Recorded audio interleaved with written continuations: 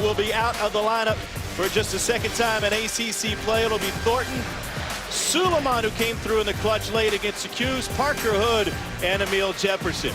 And for Wake Forest, a change in their lineup as well. Not only is Karan Williams in there, but Arno William Adalamoto makes his first start of the season in place of Tyler Cavanaugh inside. Duke has won 28 consecutive games here at home and is tied for the longest such win streak in the nation with Florida. Just started at home against Missouri tonight. Should be a fun one as Wake Forest looks to find a win here at Cameron Indoor in a series that dates to 1906. Right now, Duke in the man-to-man, and Tom, you know what Jeff Bzdelik is thinking by starting Adalamoto, big, strong guy inside. You know, they're looking to attack Duke in the paint. And that play was by design. The very first play of the game, they wanted to go to a drive from Devin Thomas. Duke, as you heard from the studio, is susceptible to drives. They allow an ACC high 33 points per game in the paint. And they had to fight through foul trouble at the end of that Syracuse game. That's a first on Tyler Thornton, and here's Devin Thomas. Yeah, Devin Thomas leads the ACC in rebounding. He's at 5 double-figure games in rebounds. You know, this is a guy who, in their wins, averages 13 and 10, a double-double. He definitely is going to be the focal point of the Wake Forest offense initially. Good news for Wake, they get to the free throw line a lot. The bad news, they're not necessarily good free throw shooters. Hood walked with it. First possession ends in a turnover. Mike Krzyzewski, 12-time National Coach of the Year. He owns 4 national titles. Second all-time to Dean Smith in career ACC wins. And happy to be back at home after a tough week on the road in the ACC.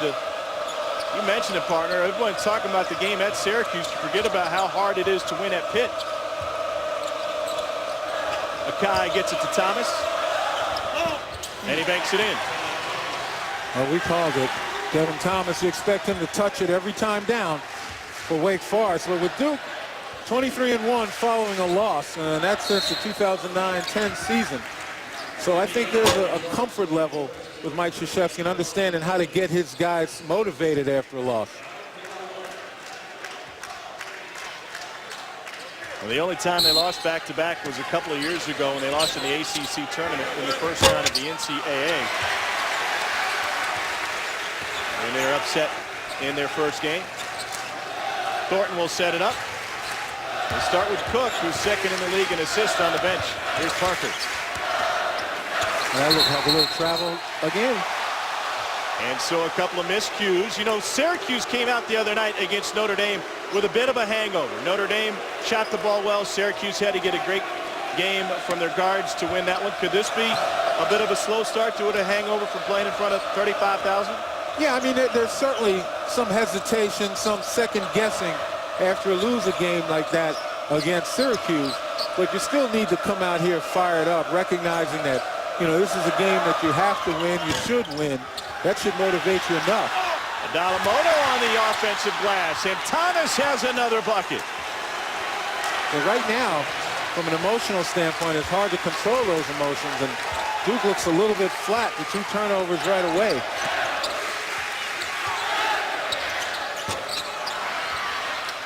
That one went off of Adalamoto and out of bounds. Head coach Jeff Bzdelik. 14-8 on the season, 4-5 in ACC play. A devastating loss Saturday at home to a Georgia Tech team that resembles a mass unit at this point. In fact, they lost Trey Golden for more than a half. Here's Parker. And he gets the friendly touch. Yeah, sometimes you got to fight fire with fire. If Devin Thomas is going to go get the ball inside, certainly Jabari Parker needs to get the ball inside. Jones got stripped and made an impressive recovery to strip it away from Suleiman.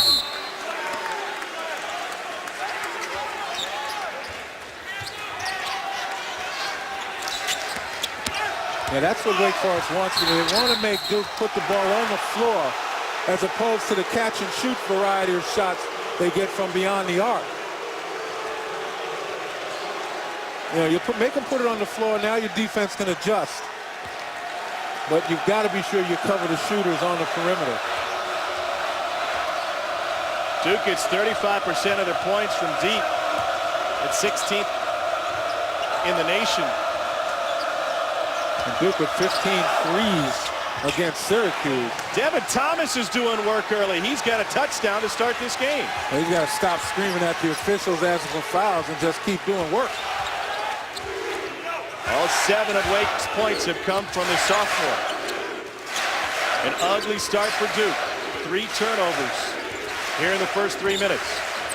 Suleiman off the glass. Now, one thing to make them put it on the floor, and it's another thing to make them put it on the floor on their weak hand, and that allow guys to drive with their strong hand.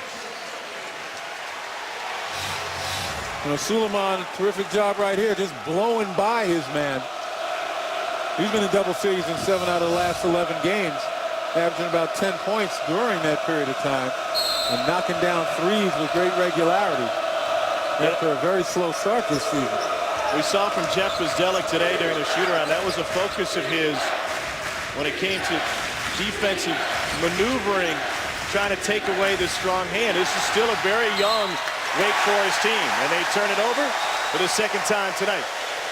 And that's Karan Williams. We talked about the responsibility on his shoulders is to get the team into their offense. He's not necessarily a penetrator like Miller McIntyre, but he's a guy that rarely turns it over. That's his first turnover in 10 ACC ball games.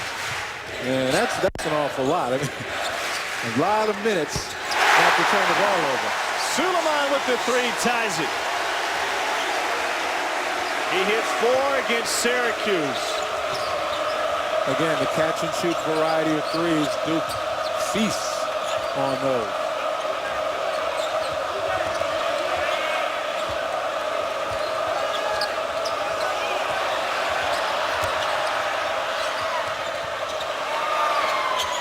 Thomas may have stretched his range just a little bit, but it's another offensive rebound for Adalamoto.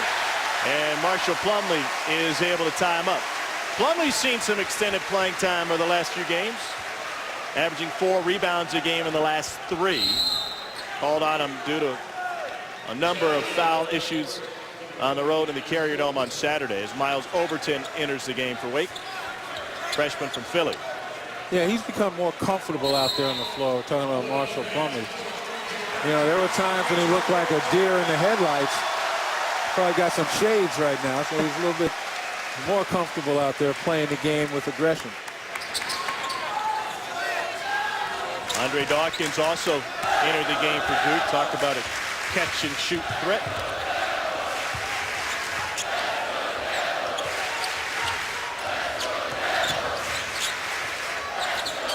Suleiman with the crossover on Jones. Left it for Plumlee, who didn't expect it. 5 on 2 for Wake. Adalamoto got fouled by Tyler Thornton. That's his 2nd on Thornton. Just a few days removed from an instant classic in Syracuse, New York. We'll take you back to the Carrier Dome when we return.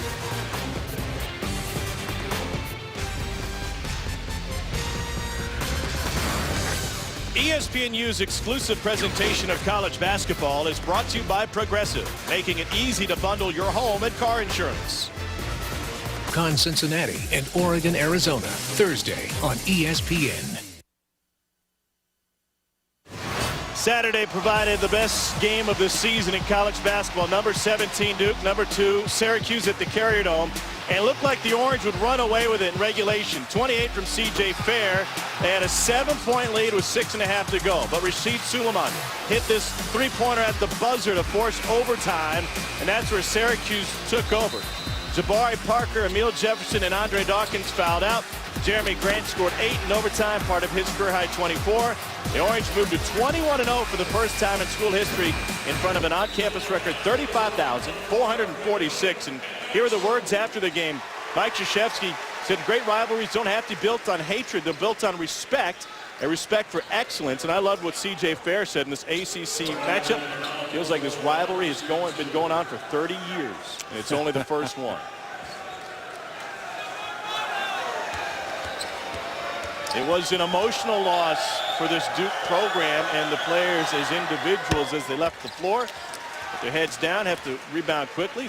Syracuse said he'd come back and play last night. And they had a bit of a hangover. Took them a while to get the engine started against Notre Dame. Dalamoto makes them both. Wake back in front. Duke hasn't led here in the first 4+ minutes of this game as Tyler Cavanaugh enters from the Wake Forest bench. Duke has turned it over 4 times. Wake has turned that into 8 points.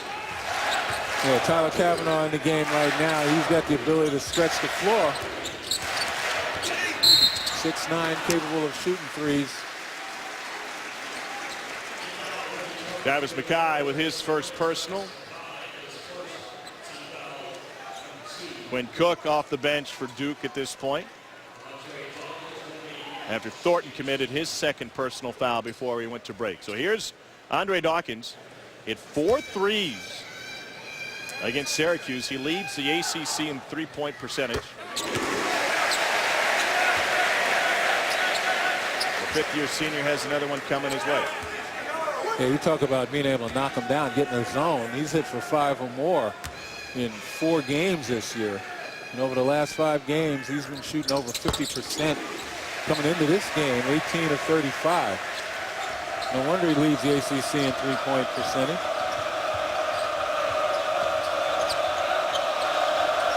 Cavanaugh tried to go high-low, and Plumlee got a hand on it. Yeah, he's a little bit far away to make that high-low pass. Had he been at the elbow, it might have been a little easier to lob the ball. If you're going to lob it, you don't lob it at the rim. You lob it at the corner of the backboard to give the guy, the receiver, some room to operate. Tried to go inside again, and Matt Jones, a freshman, gets whistled for his first personal. Right now, you can see defensively, Mike Krzyzewski has to rotate any number of guys on Devin Thomas, try to wear him down. Obviously, you try to also, kind of spread the fouls. Overton gets a friendly touch. Because it's going to be a long evening in the paint for the Duke bigs if they don't find a way to solve Devin Thomas. I'm a little surprised Mike Krzyzewski has gone this deep to his bench this early.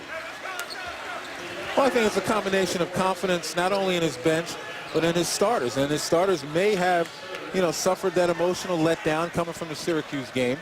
And the hope is that the guys off the bench will provide some sterling play that are going to lift the spirits of the guys who are on the bench. And when they get back in the ballgame, they pick up where it's left off. And that's one of the things, certainly, that Duke is hopeful of. Andre Dawkins giving them a spark. Yeah, Dawkins is as good as a starter. Gives them nearly 10 points a game. But only 24 teams in college basketball play their starters more minutes than Duke does. He's gone deep to the bench. Beautiful feed and the slam from Mackay. That's nicely set up. That's your normal pressure release. 2 bigs come up to the elbows. The wings step towards the ball and then go back door. Dawkins again with a hand in his face. And as frustrating as that back door was for Duke defenders, it's the same thing on the Wake Forest side. You can play perfect defense, and Andre Dawkins still burns you. Thomas feeds Overton. There's the Wake answer. Crowd looking for a travel. It's apparent they haven't seen the Euro step. That's exactly what that was. Side step, no travel involved on that one. This time Dawkins tries to drive and draws a foul from Devin Thomas. Jeff Bzdelik wants his team to go backdoor on Duke as often as possible. Look at the 2 big guys at the elbow, and you see Mackay just use Andre Dawkins' aggressiveness against him. And the key that they worked on in shoot-around was getting those wings when they come out, before they go backdoor, to come out not just to the three-point line, but to come all the way out near where the hash would be on the sidelines of an NBA court, come all the way out to the top of the key extended. Yeah, you get them, the defenders, to go above the line of ball, you lose sight of what's going on. And that immediate quick step back door, you got to step on the defender, and that's when it all should happen. So Jones takes a seat, as does Hood. Parker and Jefferson back on the floor for Duke.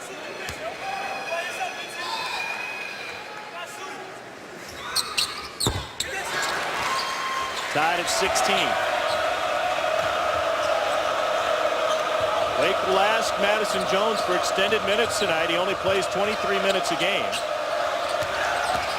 Kavanaugh got a little bit of a step on Parker and converts. Again, you gotta like how aggressive the bigs for Wake Forest are playing. Devin Thomas for sure, and you look at Tyler Kavanaugh, normally a guy who'll turn and face and shoot jumpers. He's going to the basket strong. That's a catch and shoot opportunity right there. That's something Wake cannot allow. Andre Dawkins will eventually burn you to a nub if you allow him to catch and shoot with an open look. Overton's not shy. He's got another triple. Wake up by 5.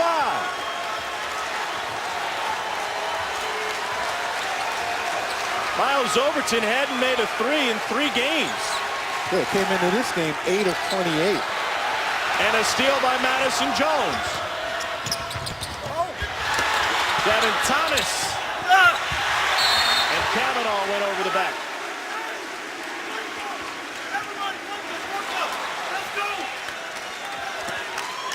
Wake Forest went to a zone the entire second half against North Carolina State in their win earlier this season. Jeff Bzdelik said we've got to be able to play some zone tonight. Now, even though Duke, as you mentioned earlier, hit 15 threes against Syracuse's zone on Saturday, he said we have to be able to mix it up on the fly tonight.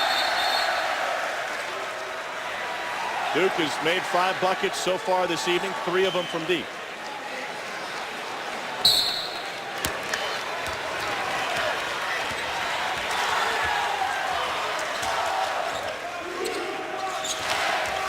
There's the zone right there, a little matchup action.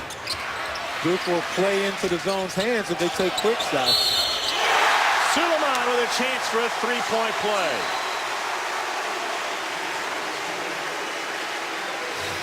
Second chance opportunities. Offensive rebound, Suleiman using the left.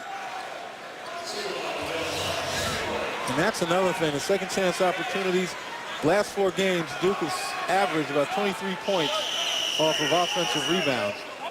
They just had one 20-point game of second chance opportunities in their first 18. So one of the reasons for huge success of late, particularly in ACC play, has been Duke's ability to get on the offensive glass. Kavanaugh again. Again, he's able to drive on Parker. Duke had 22 second chance points against Syracuse on Saturday, a game that featured 11 ties and 8 lead changes. People are looking at Tyler Kavanaugh saying, who is this guy? Roundtree finds Jones. Good ball movement. Rusty LaRue had an interesting comment to his guys today. He had the scout on Duke. He said, we're going to run a broken offense. You've got to be able to make plays. And thus far, offense broken or not, Wake's making plays. Anish Shroff with his Sports Center U in-game. North Carolina bouncing back from that 1-4 start in ACC play. UNC going for a 4th straight win. James Michael McAdoo the flush. Heels up by 10 on Maryland. All right, Anish, thanks. Here in the longest running rivalry in the ACC, Wake Forest has a lead on Duke of 4, and they've done it like a lot of teams by getting points in the paint against the Blue Devils. Well, conscious effort of putting it on the floor. Unless it's off a penetrating kick, every ball handler for Wake Forest is looking to drive the ball. And right there, nice back door, utilizing aggressive defense against them. And even the bigs, guys you wouldn't expect to drive to the basket like Tyler Kavanaugh, getting involved in the party. Duke allows an ACC high 33 points per game in the paint. And if you want to look at hustle stats tonight, well, the bench has been magnificent thus far. 12 of 23 for the Deeks. 12 of 23 in the paint, and they've already forced 6 turnovers and turned those into 8 points. And the flip side, Duke hasn't really been able to turn Wake Forest over as of yet. Just 3 turnovers. And Duke gets an awful lot of their offense off points off turnovers. And they get the majority of their offense from Jabari Parker and Rodney Hood, the top scoring duo in the ACC and one of the 10 top scoring duos in Duke history. They combined for just 2 points. Parker's hit 1 shot and 1 attempt. Hood is 0 for 1. And Jabari Parker on the bench coming out of this timeout. Adalamoto follows his miss. Roundtree had it. And we get a whistle and a foul on the floor against Marshall Plumlee. It's the first on Plumlee.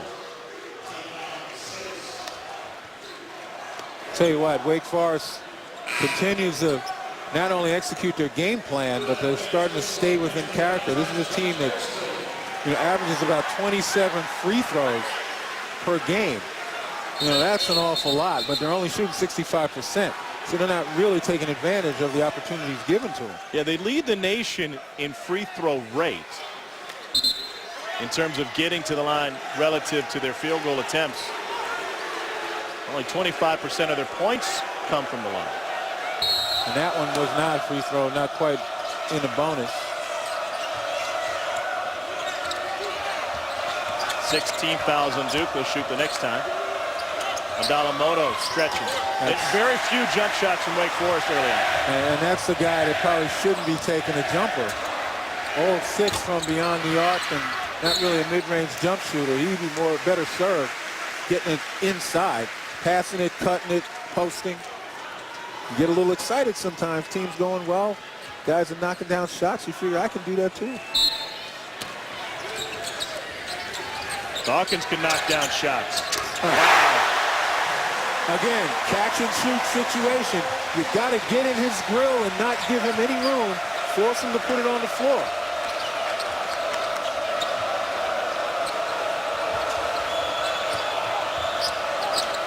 Kavanaugh guarded by Emil Jefferson.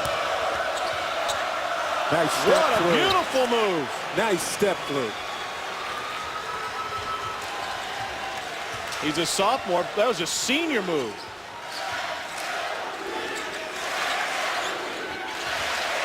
Tyler Kavanaugh from DeWitt, New York, near Syracuse. He worked out at the Syracuse facilities throughout the offseason. They recruited him hard. Here's Dawkins again, off the mark. And Madison Jones goes up to get a rebound. Strong rebound taken away from Emil Jefferson, and Wake Forest now sending everybody to the glass. The only Deacon who has been successful from deep has been Miles Overton thus far tonight.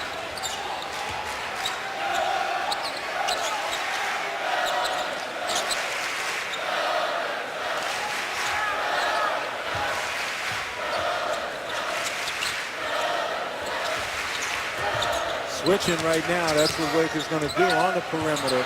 They'll let Hashman have that. It was halfway down. Wake holding on to a 3-point lead. First 10 minutes of this game. Last year in Winston-Salem, they were tied at the break, and Duke ran away in the second half. You can't go nonchalantly after the ball. It was touched by Hairston, so no backcourt, but the shot clock at 10. Overton, after he lost his rhythm, would have been better suited pushing it back outside. They still had some time on the shot clock. And you see Madison Jones pulling his team together and say, guys, settle down. You joined us late. Cody Miller-McIntyre, a sophomore guard, will not play today. Suffered an ankle injury at the end of the first half against Georgia Tech on Saturday. He's in street clothes. Top 10 in the ACC in points, assists, field goal percentage, assist to turnover ratio. He has 9 20-point games and is Wake's leading scorer. Well, right now we talked about the danger Wake Forest can find themselves in if they allow Duke with regularity to get a catch and shoot opportunity. And that is essentially just a pass to the shooter, open shooter, no dribble, nothing, just go straight up. And right now doing a decent job. 33%, 3 of 9. 0 for 2 from inside the arc, 3 of 7 from outside the arc. You got to continue to guard those guys and get in their grills and force them to put it on the floor. Rashid Suleiman and Andre Dawkins have carried the load for Duke. They have 22 of the Blue Devils 24. As Perron Williams re-enters the game. Two stars, Parker and Hood, have combined for only 2 through the first 10.5 for Duke. The senior Mackay gives it up. Thomas on the drive is able to draw the foul on Josh Hairston. You know, I think Wake has stumbled upon something. You know, the fact that they're continually driving. The Duke players defensively are not coming out in good defensive position. Down low, center of gravity down low where they can move quickly laterally. They're standing straight up. And hence the first step by Wake, they're able to blow by them.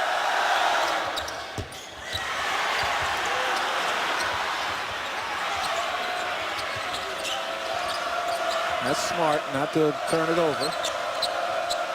See if they go back to an isolation and a drive by clearing out the middle again. That was tough defense by Matt Jones right there. Ultimately takes the ball away from Williams. That's Williams' second turnover in ACC play. And an ill-advised breakout for Arnaud Adalamoto. Sometimes you got to know who you are.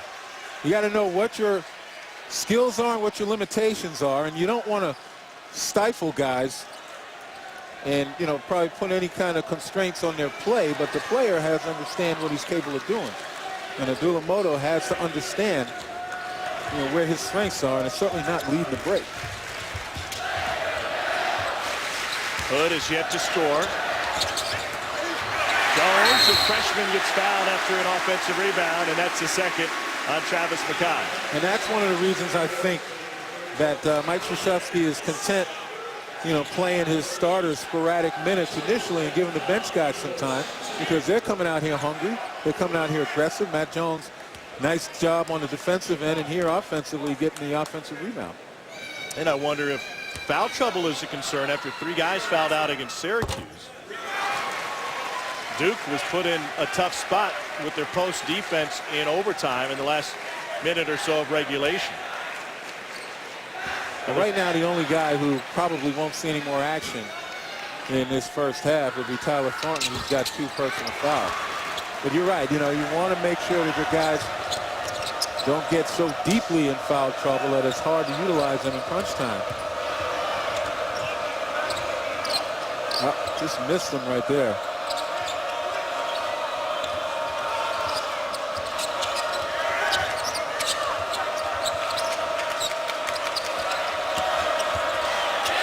Drive on Parker, had it knocked away. 10 seconds on the shot clock. It's a good idea, though. In that regard, you have to be fearless. If you know your game plan is to drive the ball, everybody's got to be able to follow.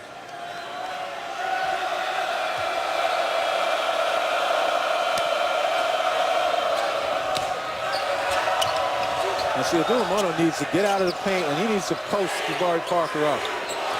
Had a great opportunity to do so. Bad entry pass, Parker with the steal. He's going to take it himself, and he had it knocked away. And that'll put Jabari Parker at the free throw line. It's a second on Karan Williams. And it bears repeating, upon his shoulders, Karan Williams has to take the ball handling responsibilities.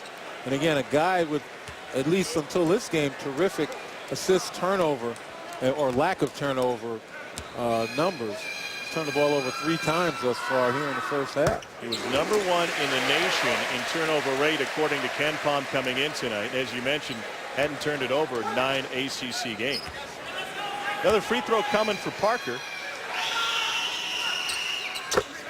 Jabari Parker is the only Blue Devil besides Suleiman and Dawkins to score. He only has 4. Suleiman and Dawkins have the remaining 22. Let's see how energized Duke can be right now that they've got a lead.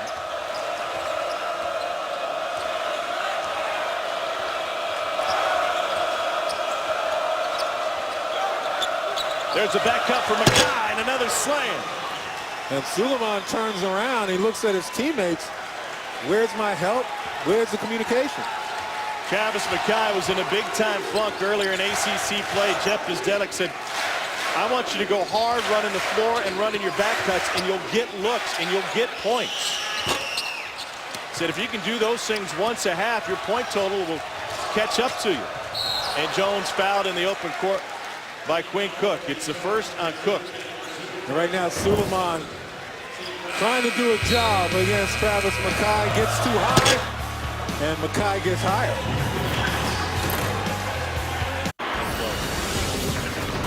Welcome back to Super Tuesday at Cameron Indoor, where Duke trails Wake Forest by 1. Wake is doing some simple things to get looks at the rim, and one of that is when they're going back door, they're going hard. Well, again, you have to go hard. You take a look right there. That first step is the one that gets you open. And as I said before, if you look at the Duke defenders, instead of being down in good defensive position, they're kind of standing straight up. And when you, as an offensive player, see that, your first cut to the basket, you get head and shoulders past the man, you're home free. Jeff Bzdelik had a sit-down with his senior Travis McKay after their loss to Clemson, where he just went 1 of 7 and 0 for 4. He said, I've got some things that you need to do every game. And you do these things once a half, and your point total will climb up. Now, he's got 4 points tonight off of hard cuts. He said, I want you to run the floor. You get 1 run out per half. That's 4 points. You cut hard once per half. That's another 4 points. You get a couple offensive putbacks per half. That's another 4. You're at 12 points, and you haven't even been to the free throw line, and he's one of the best free throw shooters in the ACC. And you haven't taken a jump shot either. You don't have to worry about those offers when you've gotten a few easy buckets. And he's turned that slump around in a big way at 26 on Saturday against Georgia Tech. Madison Jones missed the front end. 46% free throw shooter. It's tough to have a point guard that can't knock down free throws with regularity. You can't be in the game at the end.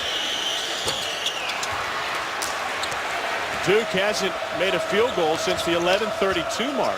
0 for 5 since then. A couple of trips to the free throw line. That's all. Jones again with the drive, and he'll go to the free throw line. ESPN's Journey to the Tourney is a season-long spotlight on games that will impact the tournament. On Thursday at 9, it's a Pac-12 showdown as Aaron Gordon and number 2 Arizona host Oregon. Pivotal game for the Ducks. Started 13-0, but have dropped 6 of their last 8. ESPN's Journey to the Tourney. Oregon versus number 2 Arizona. Thursday at 9 on ESPN. Also live on Watch ESPN. There's a first personal on Andre Dawkins. And Jones, just a 46% free throw shooter, is unfortunately for Wake fans living up to his numbers here tonight. Missed the front end a moment ago, and now has one more coming as Kavanaugh returns. Yeah, I mean, that's got to be mental. You just can't understand why, particularly, you know, guards can't hit free throws with greater regularity. That was good rotation, good follow through. Just don't have to think about it.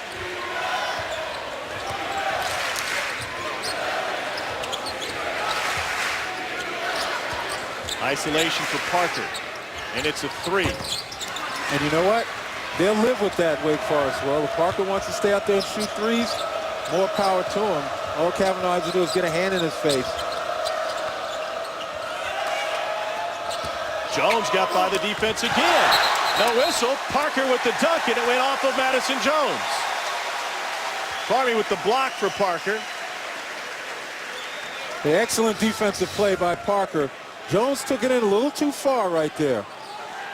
I like the way Parker avoided the contact, too.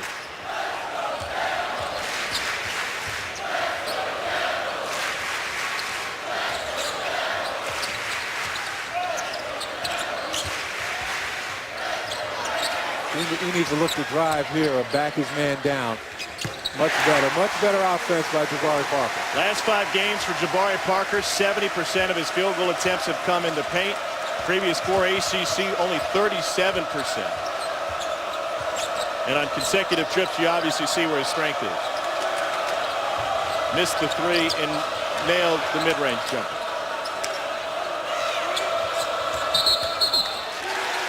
Offensive foul on an illegal screen, and that'll be the 3rd on Tyler Kavanaugh. Screeners, hold your screen. Ball handlers, wait until your screener is set. If you're both moving at the same time, that's going to be the result. 7th turnover for Wake Forest. Kavanaugh staying in the game for the time being. 5.5 before the break. Hood first points of the night.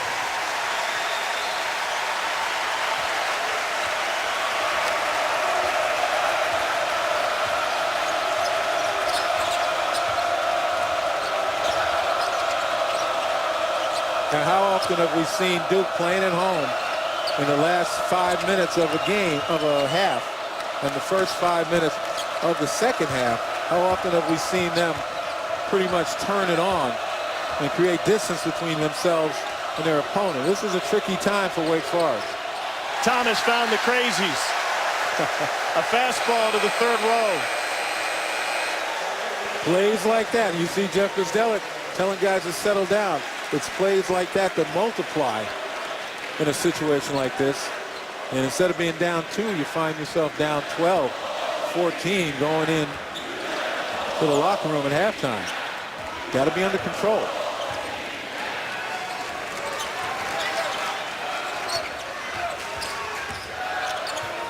Rodney Hood finding his rhythm. Timeout, Wake Forest.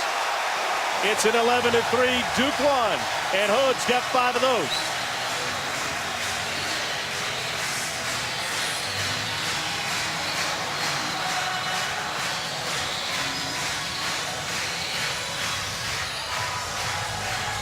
Don't miss a Wednesday night hoops doubleheader right here at ESPNU at 7. It's a Big 12 battle between number 21 Oklahoma and West Virginia. Then at 9, 14th ranked Louisville, 7-2 in the American, take on Houston. They look to get back on track after 4 straight conference losses. Wednesday night hoops at 7 and 9 at ESPNU and live on Watch ESPN. Well, the subtractions, Louisville, you know, through graduation, Gorgie Jane, Peyton Siva, and then obviously Shane Bohannon having to leave school. They've all put a lot of pressure on Russ Smith, and he's handled it pretty well. I mean, he's the obvious leader of that team. He's expected to do an awful lot, score, be the point of their defense, their pressure defense, and he's handled it nicely.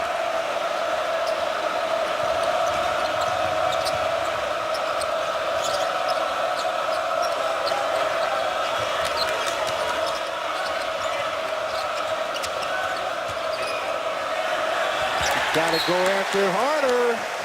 Second consecutive turnover for Devin Thomas.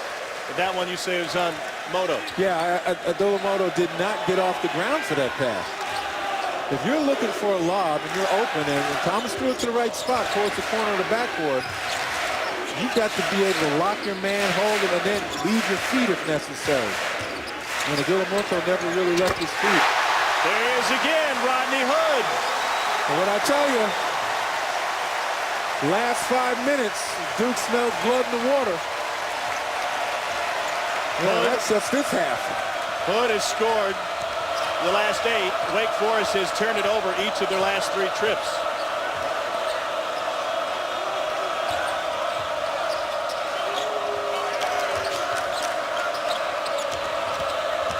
Overton. Offensive foul. It's another Wake Forest turnover.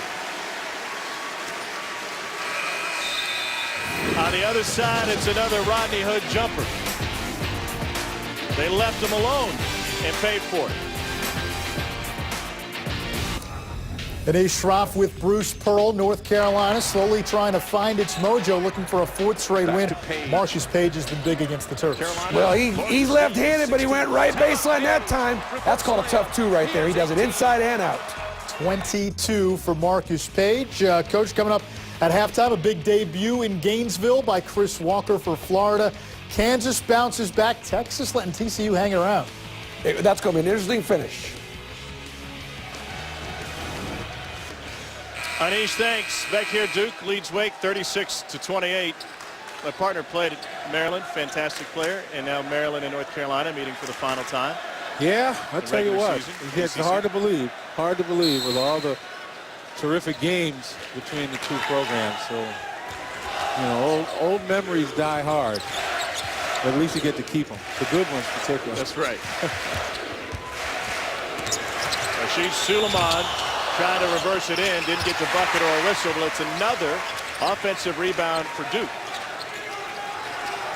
And 22 second chance points against Syracuse. That's their 6th offensive rebound tonight.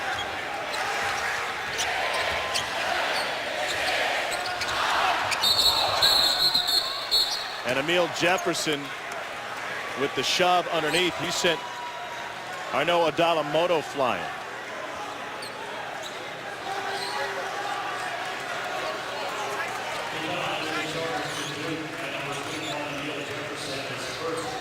Can't tell me it's not physical under there. Jefferson's kind of looked like he got caught with his hand in a cookie jar there. You got me. Well, Wake has been in a bit of a slump. It's been 4 minutes since they made a field goal. So they continue with their game plan, but they're going to have to find some adjustments to be made as Duke has tightened up the defense. And the mistakes that are made by Wake Forest, Duke's capitalized on. Look at that right there. Here's Jabari Parker.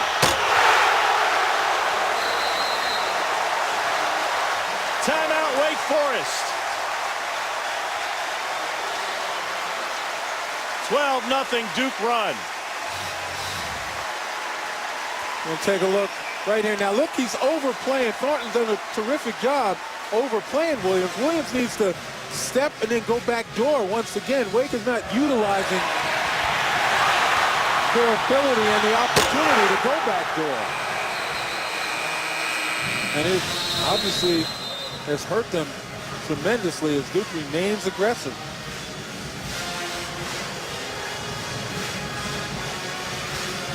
You know, when you're being pressed like that and overplayed outside, you got to go away and bring somebody else in. You can't keep inching and inching because the defender knows that. He's just timing it, and nobody does it better than Tyler Thornton. Early in this game, Wake Forest was able to use the back cut to alleviate some of the pressure. That has gone by the wayside.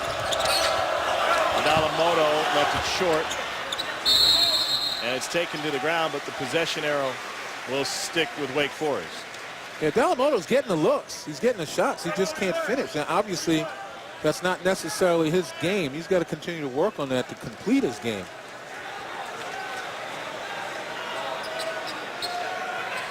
Just a sophomore from Cameroon.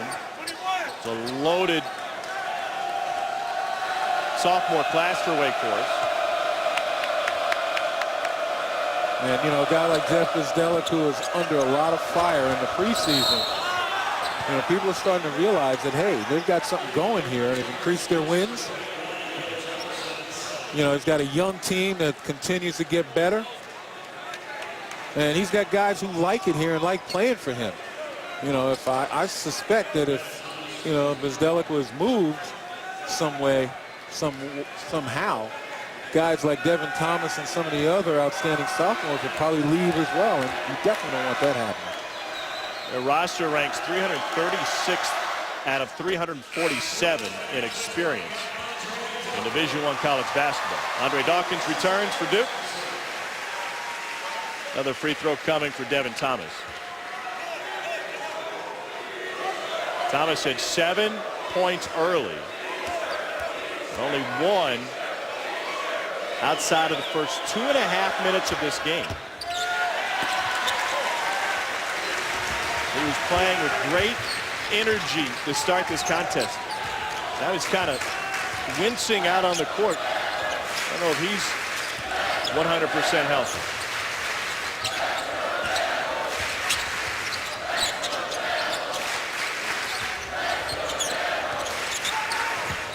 Parker leaves it for Thornton.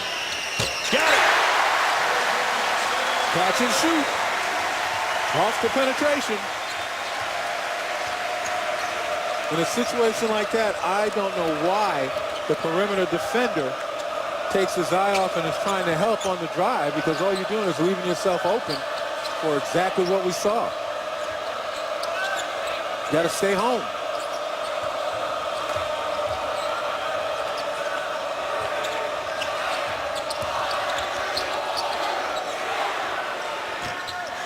Jumpers haven't been there for Wake Forest tonight.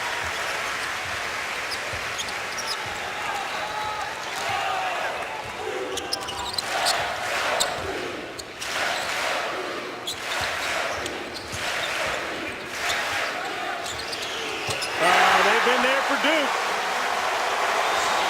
Rashid Suleiman's got 13. Let's go back and revisit what we talked about earlier, how Wake had to cut down on those catch and shoot opportunities, had to defend off of penetration and stay at home. The inability to do that has really cost them. Rodney Hood commits his second personal foul.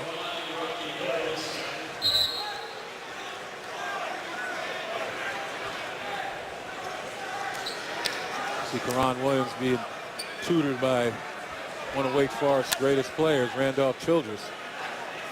And Randolph and I were sitting on the sideline looking at this floor, and I was asking him, you know, with the success he has, did he have any favorite spots on that floor? He laughed and started to point them out.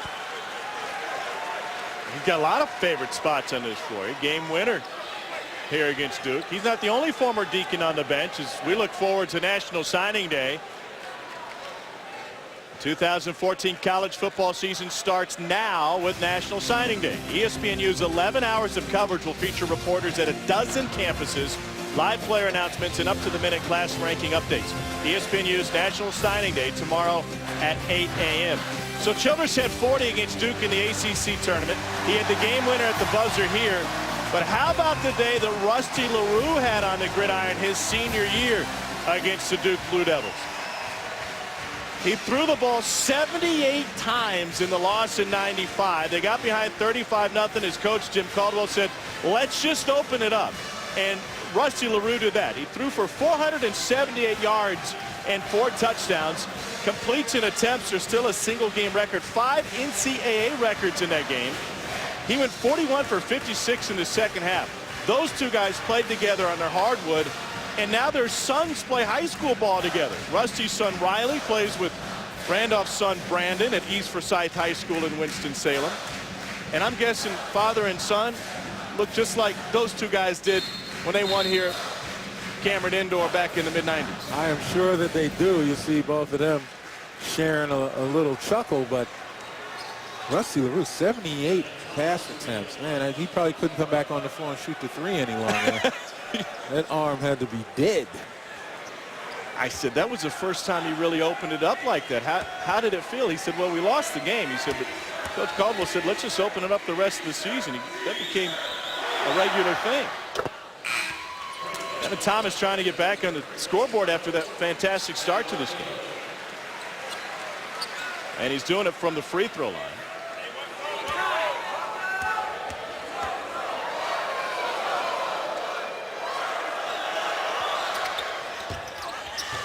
Makes them both that time. He's into double figures.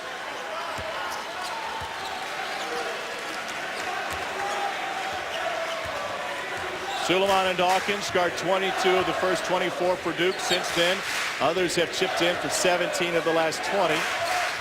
Parker and Hood have come alive in the last 5 minutes of the half. Combined for 16. And here's Jabari Parker again. It's like a catch-up commercial. Good things come to those who wait. We had to wait for Parker and Hood to get going. And that one was much too easy. You don't let Jabari Parker get the ball point-blank range in the paint. No contest at all. Jones, beautiful dish, and a two-hand jam for Adalamoto. His first field goal, and with just under 6 seconds to go in the half, Mike Krzyzewski wants to set something up.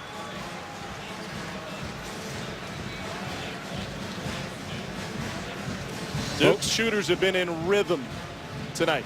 I'd say they've been in rhythm, man. You know, they've been better than the Rockettes in this kind of situation. Catch and shoot off of penetration. That's Duke's huge strength. They shoot the 3 so well, and right there, all they're doing is delivering the ball on the money. Remember, good passes lead to good shots. And here, off of penetration, always finding the guy wide open. When you take a look at these numbers, you start to realize that Duke has been outstanding in this game. Catch and shoot. 1 of 3 inside the arc and 6 of 12 beyond the arc. You know, if you're playing a Duke Blue Devil team, you have got to find a way to guard the penetration, but not to go into your defensive instinct and try to help when there are shooters sitting there. You've got to take your chances on the drive. Hood can't beat the buzzer. Duke 6th in the nation in three-point shooting coming into this one. They're continuing that run. with an 8 of 16 first half from deep. Duke took control in the final 5 minutes of the half. It's now a 13-point lead for the 11th ranked Blue Devils. Now to the studio with Manish. All right, Tom, thank you. This was a game for most of the first half, and then Duke sort of awoke from the slumber. If there was any hangover after that emotional loss to Syracuse Saturday, Duke kind of shook off the cobwebs, went on a bit of a run, and Coach Pearl, they look like Duke. They did. You got to give Wake Forest some credit, though. Without Cody Miller, McIntyre, Jeff Bedzillick went into this game knowing the only way we can beat Duke is to take that ball and drive it right down their throat. They got to the rim, and they controlled the game for the first 15 minutes of the game. Second half, Duke turned up the defensive pressure, and the biggest thing, Anish, is the three-point shooting. When you got 4 guys out that can knock them down better than 44%, they make 8 in the first half. Terrifically dangerous That's after 15 on Saturday. Everyone's talking about the ACC. It's Syracuse, it's Duke, it's Pittsburgh, it's Virginia. Don't sleep on North Carolina. UNC has quietly won 3 in a row. Final ACC regular season meeting between North Carolina and Maryland in Chapel Hill. Marcus Page, the 3 from the wing. This is looking like a different Carolina team of late. They're playing with effort and energy, and it's so important that Marcus Page, he's really the only deep threat, along with Leslie McDonald.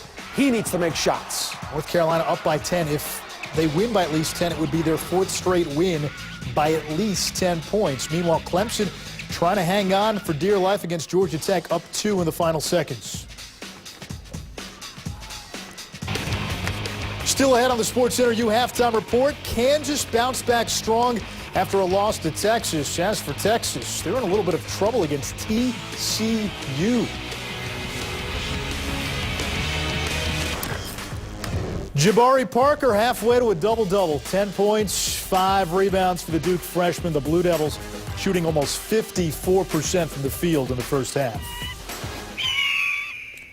8th-ranked Kansas visiting Baylor. Last year, the Bears at home against the Jayhawks won by 23. Andrew Wiggins coming off a 2-for-12 effort in a loss to Texas over the weekend. That was his only field goal of the first half. Impressive from beyond half court. Wiggins would finish with 14. Nadir Tharp, 22 points. We've seen him carry this Kansas team at times this season. There's no question, but the big thing for Kansas is defensively. They hold Baylor to 29% shooting at home. So Kansas bounces back strong after the loss to Texas. Texas going to TCU, a Horned Frogs team that was 0-8 in the Big 12, and this was a dogfight in every way. Jonathan Holmes, the bucket and the foul, only a 3-point game. Cam Ridley on the boards. Just look at the score. TCU hanging around late in the game. About 3 minutes to go. Brandon Parrish, the 3 to tie. Oh, for a while, Texas is looking like the Topeka YMCA. Texas finally figured it out. Hit a couple of shots down the stretch. Jonathan Holmes, the 3. He had 20 points and 16 rebounds. The Longhorns now 7-2 in the Big 12. You may have seen this one earlier tonight on ESPNU. Ole Miss visiting Kentucky. The Wildcats looking for their 8th straight home win against the Rebels. Aaron Harrison, the 3. Only a 1-point game at the half. Julius Randle, 1 point in the first half. A little bit better in the second half. He finished with a dozen. Second half, Kentucky took over 5 guys in double figures. They got to the foul line, pounded that ball inside against Ole Miss, where they had the advantage. Season high 18 points for Willie Cauley-Stein. He also had 11 rebounds. Missouri taking on Florida. The Gator debut of Chris Walker. Not bad when you're adding a McDonald's All-American at this juncture in the season. But Florida's got a lot of pieces here. This is a Final Four team. Casey Prather, the slam. 3rd-ranked Gators up 6-2. That's Jordan Clarkson. He's been one of the top players in the SEC this season. He is a big guard, and he absolutely knows how to finish. Florida struggling from 3, only 1 for 11. Missouri's in this one. Meanwhile, Clarkson, NBA range. The Tigers up 16-12. Chris Walker would make his debut. He played 5 minutes in the first half. This isn't bad for an introduction to college basketball. That's a nice way to start. 5 minutes, 4 points, 2 block shots. He's stuffing the stat sheet. However, Florida down by 3 at the break. And meanwhile, Iowa ranked 17th in the nation. Fran McCaffrey's team playing host to Ohio State. The Buckeyes coming off a road win at Wisconsin. Aaron Kraft to Lenzel Smith Jr. He had a dozen. Kraft 17 points, 6 steals, 6 assists. Kraft was terrific. Iowa missed opportunity here. They already lost at home to Michigan State. Will they lose again to the Buckeyes? Yes, they did. 2 big road wins now for Ohio State at Wisconsin and Iowa after having lost 5 of the previous 6. Wisconsin also trying to get its mojo back, up by 10 at Illinois. A place to play at Illinois. Could the Badgers sweep the Fighting Illini? All right, Rutgers taking on Memphis. The Tigers lost to SMU, lost by 15 over the weekend. Rutgers wanted to plead no contest. Memphis 12 of 19 from downtown. 6 players in double figures. Austin Nichols led the way with 18. This team is terrific offensively. They can really shoot the 3 ball. The biggest challenge for Memphis, are they tough enough and big enough on the inside when they go up against a physical team? 101-69. The Tigers take it. Tomorrow night on ESPNU, Oklahoma and West Virginia, coach, 2 of the surprise teams in the Big 12. 2 terrific teams in the Big 12. Both got NCAA tournament written all over them. And Louisville, not necessarily the best team in the American. Yeah, Cincinnati, tremendous season in that conference in Louisville. Without Wayne Blackshear tomorrow, he's got a concussion. Duke up by 13 on Wake at the break.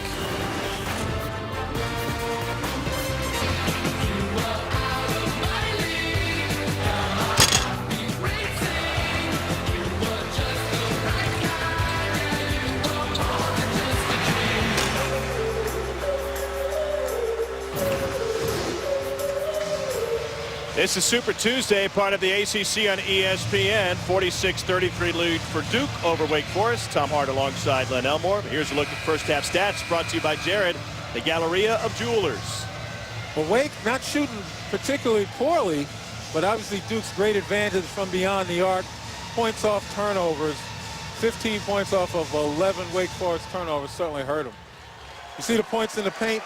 It should be more simply because they totally forgot about Devin Thomas. Scored 7 points early and didn't come back to see the ball pretty much until towards the end of the half. By that time, the double-digit Duke lead. Duke closed on a 20-5 run. Wake helped with 8 turnovers in that span. Hood and Parker came alive to score 16 of those 20. After Mike Krzyzewski went to his bench early, tried to go over the top to Hood, and Duke turns it over. 9th turnover of the game for the Blue Devils.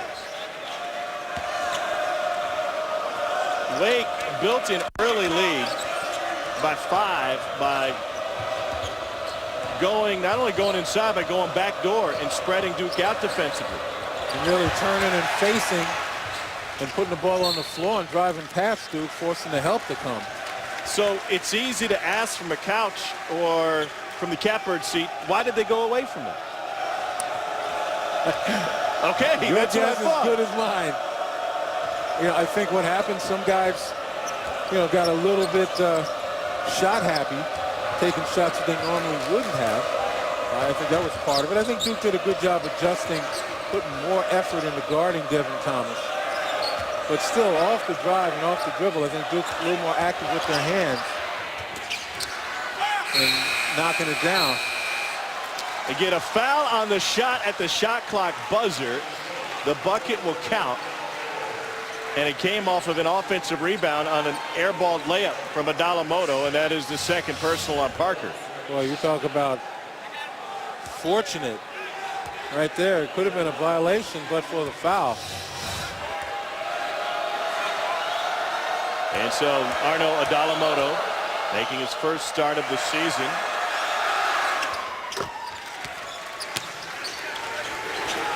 Adalamoto, we talked about in the first half, may have taken some shots he shouldn't have, but the important thing is he's made himself a threat.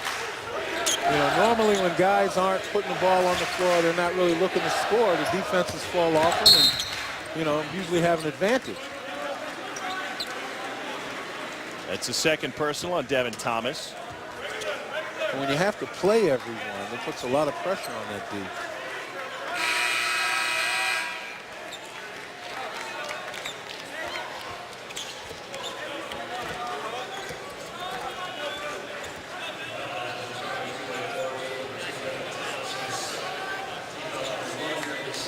Make sure the foul was correct.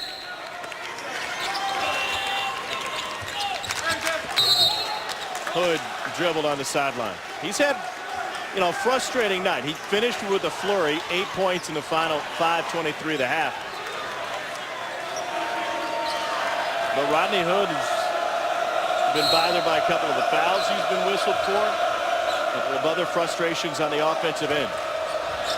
And if you're Wake Forest, you got to realize the more you can make Duke move, either putting it on the floor, moving without it, the better opportunity you have of making a stop. You let them run their stuff, penetrate, kick to standstill jump shooters. You let them throw it over your heads in the alley-oop to like a Jabari Parker, you're in trouble. Adalamoto lost it on the way up. It's his second time this half. He's had it in point-blank range and at Butterfingers. And here's the problem for Jeff Bzdelik. You really don't have anybody else on that bench that you can plug into that spot. Tyler Kavanaugh gave him some decent minutes, but he's got to live with Adalamoto, the good and the bad. Adalamoto gives him 6.5 points, 5.5 boards a game. He's already over his average for points. Overton is begging for it in the corner. He's going to shoot with a hand in his face. Look like he got a piece of it, Jabari Parker did.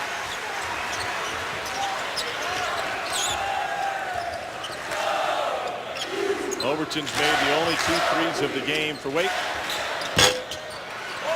Parker on the glass. And see, that's the problem when you play zone.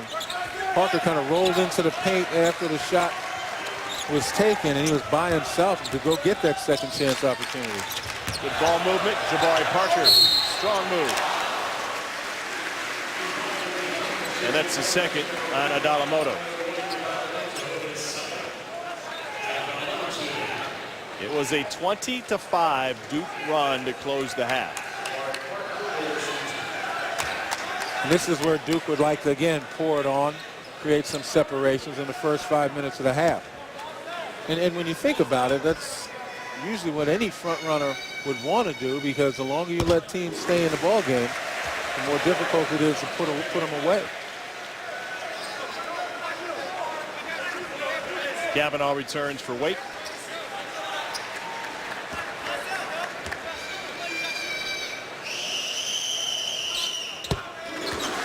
A dozen now for Parker. Madison Jones played every minute of the first half due to the injury to Cody Miller-McIntyre. And he's really been their most reliable ball handler.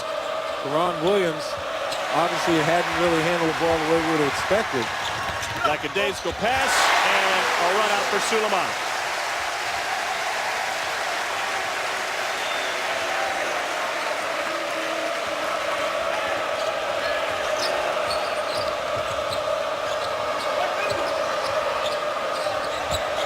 Again, Duke playing the passing lanes.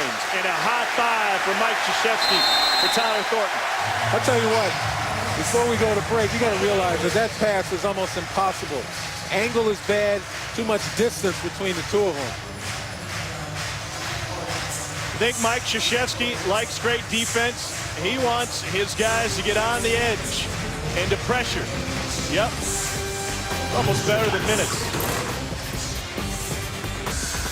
Welcome back to Duke and Cameron Indoor. This is the ACC on ESPN. And this was the ACC on January 11th, 1997. Our flashback focus, Wake Forest's last win at Cameron Indoor. The number 2 Demon Deacons get 26 points and 14 rebounds from 2-time ACC Player of the Year Tim Duncan. And Wake rolled past the 10th-ranked Blue Devils 81-69. Mr. Fundamental. And this is the 240th meeting of the longest played ACC rivalry. The first collegiate game played in the state of North Carolina was played on March 2nd, 1906, when Duke was Trinity College and Wake Forest was still in Wake Forest. A lot of changes since then. Wake won 2 games that March of 1906. They won the first 6. And then their longest winning streak came from 93 to 97, as we saw with Tim Duncan. And prior to that, Randolph Childress, Rusty LaRue and company. As Emil Jefferson sits with his 3rd.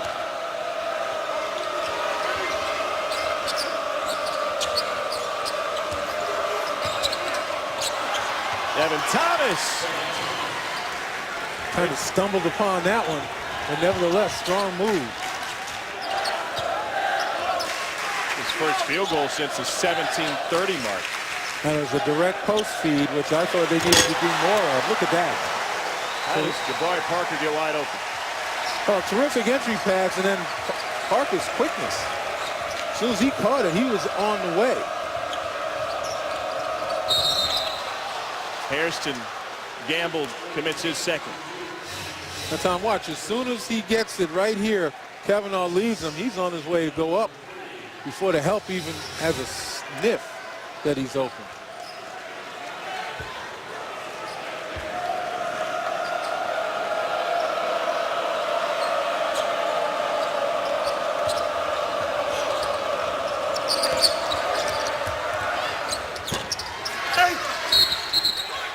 The push inside on Hairston, his third.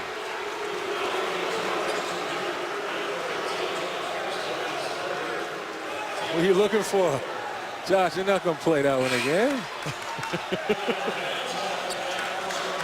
And so he'll take a seat. 14th foul on Duke this half.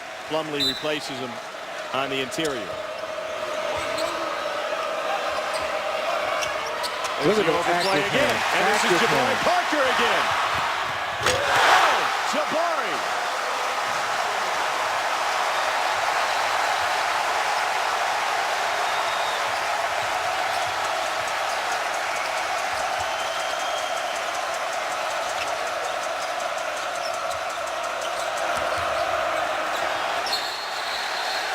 Off of Overton, Duke basketball.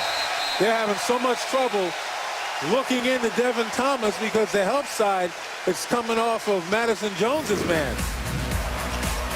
You take a look at those active hands, top 10 nominee, get my vote. How about you?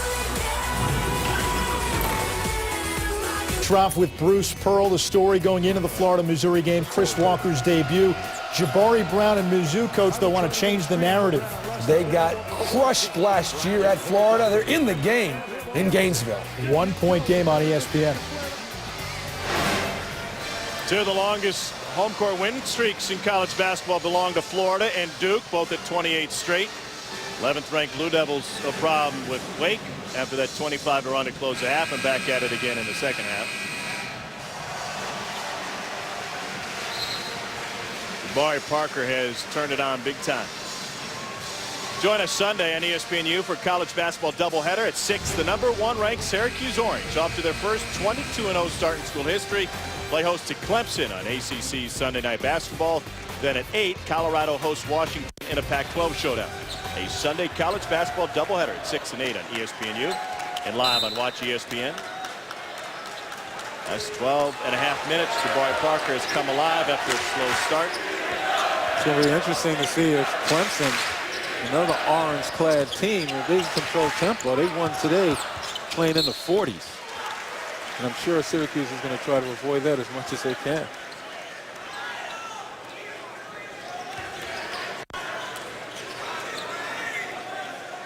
It's been a slower tempoed ACC this year with the advent of Syracuse obviously joining the league in their zone to slow down a lot of guys, a lot of teams. Well, Pittsburgh with just scrappy D. Suleiman has another chance for a three-point play.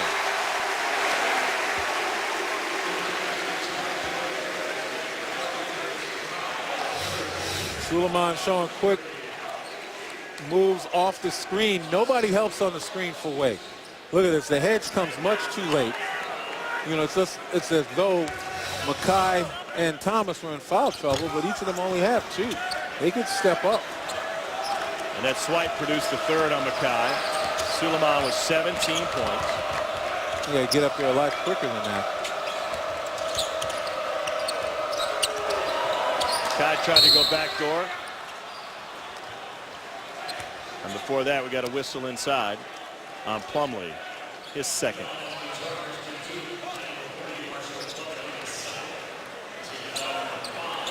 The lanes just haven't been there for the back cuts for Wake in the last, say, 15 minutes of game action. And if they were, too much ball pressure. You know, that's the best way to thwart backdoor situations, is to get up on the ball and make it difficult for the passer. It's the same thing with the lobs inside on a high-low situation or alley-oops. You pressure the pass, and it's far more difficult. That one's going against Devin Thomas, his third.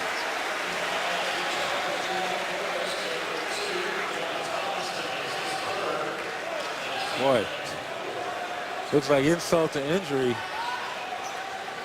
get popped in the back of the head and still get the foul called on you.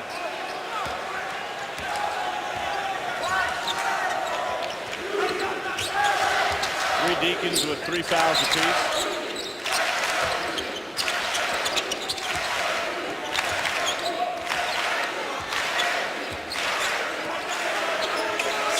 Wake turnovers have turned into 21 Duke points. Tyler Thornton. Tell you what, on that job defensively by Miles Overton, much better job on Rodney Hood, forcing him to go to right side instead of going left. And then when he finally had help going to the left, then he'd jump on his right hand and make him go left, even though that's Hood's strong hands. Wake should have done that a lot more often in the first half and here in the beginning of the second. Dawkins returns. That was the third personal on Parker, who stays on the floor. Thornton takes a seat.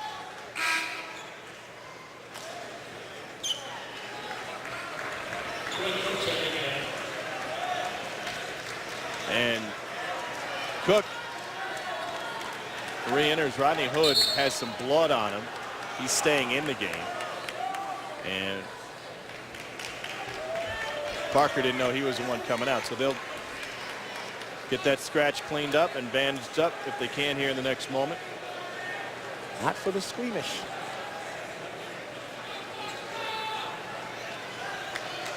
Fantastic athletic training staff here at Duke.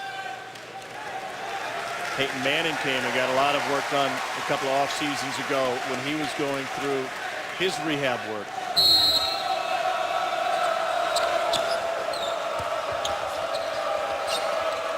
But this is turning into a Super Bowl type route. Plumlee fouls Overton hard. Number 3 on Marshall Plumlee.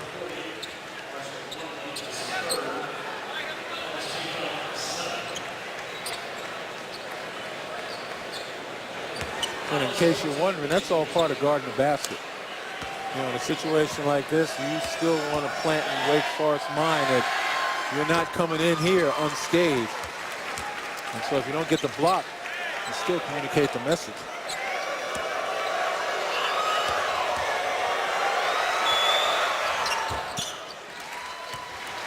More and more, that to me is an old school way of thinking. I love it. Don't get me wrong. Yeah, sure.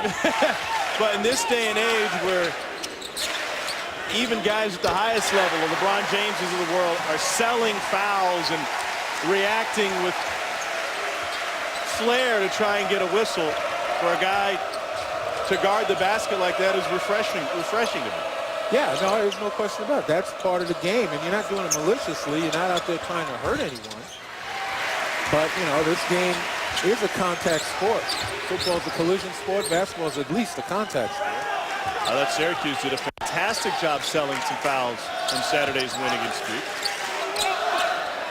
Yeah, the problem with selling fouls is that all too often the officials buy it. Yeah. And particularly in the NBA, I mean, unfortunately, that's entertaining. Plumlee from point-blank range. His first points of the night come on an offensive putback, and Duke leads by 21.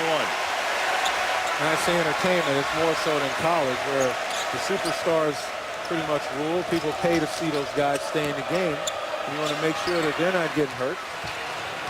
What happened to just being tougher than the other guy? Taking a shot and saying, I can deal with that. Yeah, for a lot of folks today in this game, toughness is a facade. You know, it's like those studio buildings. You look behind it and there's nothing there. It's like a Hollywood set. Yeah. Dawkins rolls it home. That's what I was talking about. 14 for Andre Dawkins, when the rest of the starters had a hard time getting primed for this one. Dawkins and Suleiman carried Duke early. And that's right. Mike Krzyzewski put the bench in and told the starters, okay, Take a look at these guys, how hard they hustle, how hard they're playing, and maybe it becomes contagious. Jones tried to step through.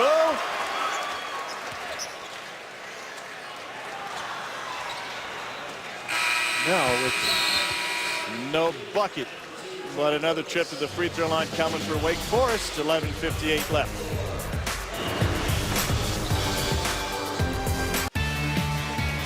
Coming off of a remarkable Duke football season, 10 wins, the most in program history. They won the ACC Coastal Division. David Cutcliffe was named the Conference and National Head Coach of the Year, and that takes us to signing day. 2014 college football season starts now with National Signing Day. ESPNU will have 11 hours of coverage featuring reporters at a dozen campuses, live player announcements, and up-to-the-minute class ranking updates. ESPNU's National Signing Day tomorrow at 8 a.m. Duke got a big one already. Trevon Lee, wide receiver from Cardinal Gibbons in Florida, gives Duke 4 four-star recruits. They now have more 4-stars than 6 teams in the Big Ten, 6 in the Pac-12, 5 in the ACC, and 4 in the Big 12. I think a big season means something. And an exciting Chick-fil-A Bowl against Johnny Manziel in Texas A&M. the only rule that I would like to see enforced would be for the recruits who are going to make their announcements, only one hat on the table. Stop fooling those other schools. Well, Dave Clawson has flipped a couple of hats. New staff has brought some energy to Winston-Salem. They've already flipped some recruits that were headed to previously Louisville and Rutgers, so they need to keep that up. That's cold-blooded, man. You pick up one hat and say, I'm going to here.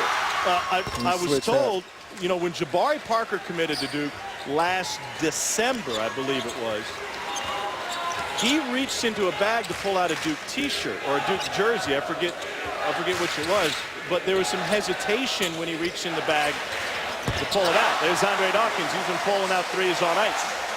And you got staffs from Michigan State and Duke and BYU and everybody holding their breath. Where's he going to go? The problem and the reason that Jabari Parker hesitated pulling the shirt out of the bag is that until he looked into the bag, he didn't realize the shirt was inside out. So he had to quickly pull it right, flip it, before he pulled it out and showed that he was indeed coming to Duke.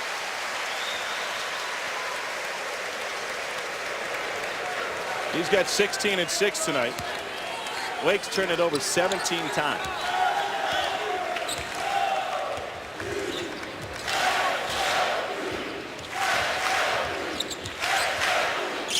Duke's got another loaded class coming in next year. Neil Jefferson fouled by Adalamoto. His third.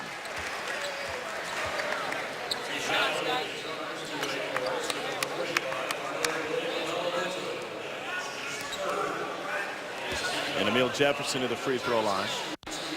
Talk about a loaded class coming in. How can you not? You know, you got a prestigious academic institution that's premier program in America. Yeah, I would think there are so many guys, if they qualify, who would love to be here. Love to learn from that man.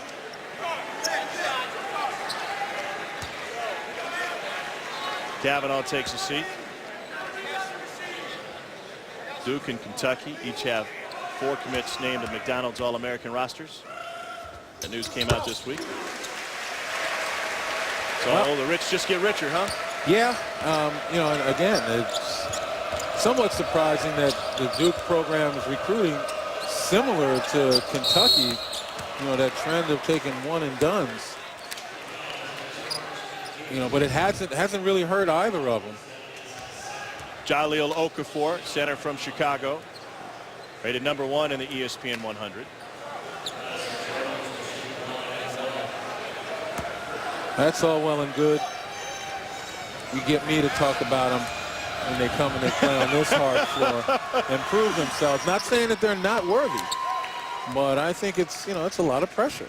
A lot of pressure on these guys. We've seen, you know, a number of them succumb early, only to kind of regroup themselves. I mean, that's part of the maturation process, sure, but they have enough of a transition, not only to the college game, but to college life, including academics and life on their own. You know, this constant criticism of these guys on a consistent basis, under the microscope constantly, for 18 and 19-year-olds, it's just a bit much. It was something John Calipari talked about in his postgame on ESPNU tonight after the win against Ole Miss. Ronnie Hood's spin move was left short. The only problem with that is I think John and his group brought it on themselves when they had that talk about an undefeated season. Now you know how media is. You set yourself up for something like that, they're coming after you. That's just chum in the water. Yeah, he's conceptually he's correct. They're the most analyzed team in America. They may be because of the great high school players he's brought on, but by the same token, don't egg the media on to continue to do that. Bring their magnifying glasses by saying, you might go undefeated. And I don't know if he said exactly that, but they certainly discussed it. Well, there may not be anyone better in college basketball at building hype and getting everyone to talk about your team than building a wall around your team than John Calipari. Yeah, it's for them, that's part of the territory. And he's got a national championship under his belt. He's been successful over the years, so it works for him. Speaking of Calipari, that rise by Duke, jumping all these spots in the polls, is the most, according to our friends at Elias, since his UMass team did it with Marcus Camby as a freshman. After losing a game and jumping 6 spots in the polls. There's Thomas inside. That was a UMass team with Derek Kellogg, now the head coach there, and Lou Rowe. Lou Rowe on the staff there as well. UMass now. They lost early in that season, and Suleiman gets taken down by Jones. They lost early in that season to #1 North Carolina. Pardon me, they beat #1 North Carolina. They lost to #6 Kansas, and then they beat Oklahoma on the span of 1 week. That was in 1993, according to Elias Sports Bureau, the only previous team, or let me rephrase it, the last team to jump 6 spots in the AP poll following a loss, as Duke did after the loss to Syracuse. Well, you recognize, though, that there had to be some wins associated with that, just as the win at Pittsburgh, I'm sure, was part of it. Had you isolated just the loss itself, I'm not so sure Duke or UMass would have ever jumped that high and jumped at all. It was just about the loss. Quinn Cook didn't start today as he gets a pep talk from Mike Krzyzewski. Second time he hasn't started in ACC play. I've always believed that Quinn Cook is a catalyst for this team. Terrific assist man, second in the ACC in assists, top 10 in steals and assist turnover ratio. But offensively, he's had some issues over the last several games. Thomas trying to find that loose ball. Pop Dawkins. And Devin Thomas picks up his 4th. Looked inadvertent as he was trying to wrangle that loose ball. And you can see the frustration on his face, man. He got his team off to a terrific start. And it's almost as though they forgot about him for much of the first half. And in doing so, they ultimately wound up losing ground and going into a deficit. But he's a terrific big man, just a sophomore. Leads the ACC in rebounding. And you saw Cody Miller-McIntyre in the Wake Forest bench. Wake playing without him after his ankle injury in the first half on Saturday. He did participate in their practice today in their shoot-around, and it was kind of touch and go. When he first came on the floor taking jump shots, he was certainly favoring his ankle. It really hurt him, I thought, watching practice today when he tried to move laterally defensively when he was out there working against the scout team. But Wake will have the weekend off. They're back to it a week from tonight on the road. Another Big 4 game as they travel to NC State. Parker.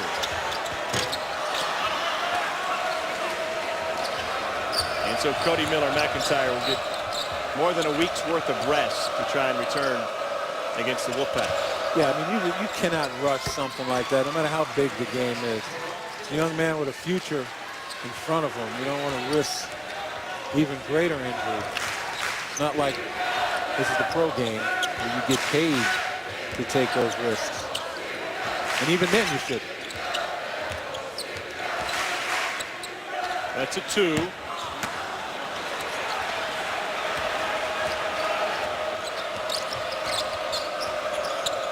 Wake, they need a spark here. They need to be able to make a couple stops and then answer with scoring. And see, going to the basket strong still doesn't help him as Kavanaugh. He should have drawn a foul on that one. 19-point Duke lead. Frustrated Wake team on the offensive end. Parker trying to make him frustrated on the defensive end. Kavanaugh charged with his 4th personal. Jabari Parker's got 18. Mike Krzyzewski wanted Duke to work the ball inside, and they've got the perfect man to do just that. The freshman Jabari Parker. And Duke's up by 21. With Bruce Pearl and Anish Shroff over on ESPN, Missouri visiting Florida. Close game until Michael Frazier got going. The matchup zone got Florida standing around. Frazier, 43% from 3, really loosened things up. Frazier with 4 threes in this game. Florida starting to pull away. They're up 10, 4:06 to play in regulation. All right, Anish, thanks. Here Duke in control against Wake Forest, 72-51 in the longest played rivalry in the history of the ACC. And it was a wild weekend in the conference. Trio buzzer beaters make up this week's ACC headlines. It was Rasheed Suleiman to force overtime as time expired Saturday, but Duke came up short, 91-89.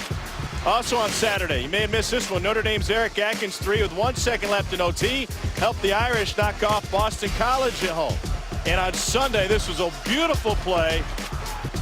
Malcolm Brogdon with the game winner with 4/10 of a second remaining as the Cavs handed Pitt a rare another home loss, 48-45. Syracuse one of 2 NCAA unbeaten teams after knocking off Notre Dame on Monday behind 33 from Trevor Cooney. Virginia now finally recognized by the pollsters, 8-1 since January 1st, 17-5 overall. And Duke leapfrogged some others by moving up 6 spots after the win at Pitt and the loss to Syracuse. Suleiman came up with 2 huge shots in the last 46 seconds of regulation against Syracuse. And just as you were thinking, watching that game as a fan, Duke at one point was down. They're down 7 with 6:37 to go, but they weren't done. Nope. And I would say you get it close. I've seen some Duke miracles. Obviously the biggest one, Christian Laettner's shot. I was right there on the sideline calling it in the NCAA tournament. You know, never count them out. You know, there's an angel probably hanging from one of these rafters right here.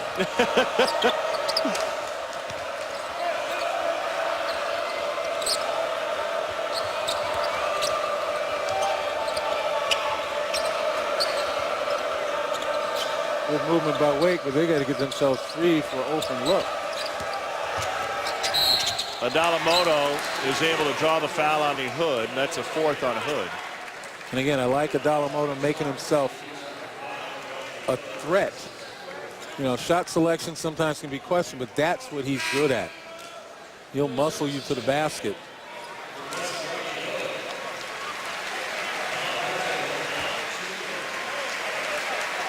And so Hood takes a seat. And look at this lead by Duke. You know, 19 points. And, you know, you can think of a lot of things for Wake, what they could have done, what they should do, and it's not over. I mean, it would take certainly some piece of a miracle with 7 minutes left to overcome an 18-point lead, but it's not impossible.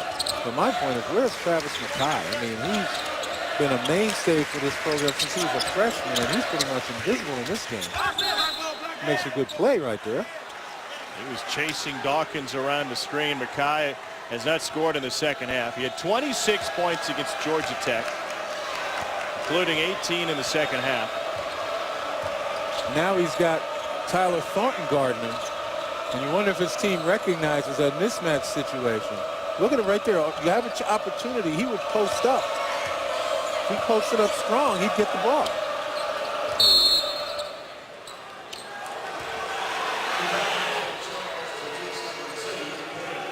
A That's a third on Quinn Cook. Don't miss a Wednesday night hoops doubleheader right here on ESPNU. At 7 we go to the Big 12. Number 21 Oklahoma and West Virginia. Then at 9 number 14 Louisville, 7-2 in the American, takes on Houston.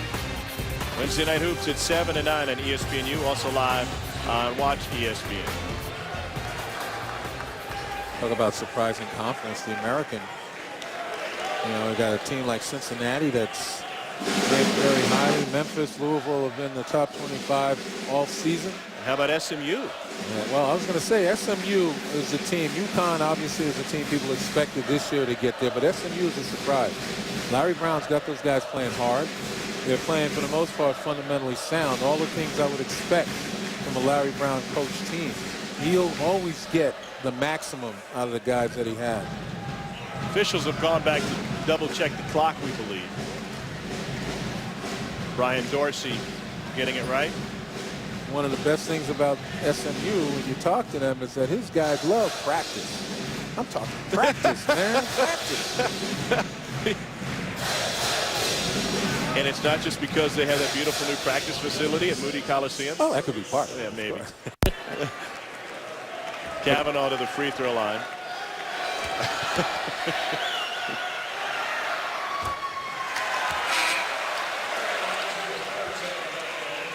Suleiman returns. Dawkins takes a seat. Aaron Roundtree the third back on the floor for Wake. You can't kick away opportunities like this on the line to get some 3 points. As we talked about, Wake Forest gets to the line on average 27 times.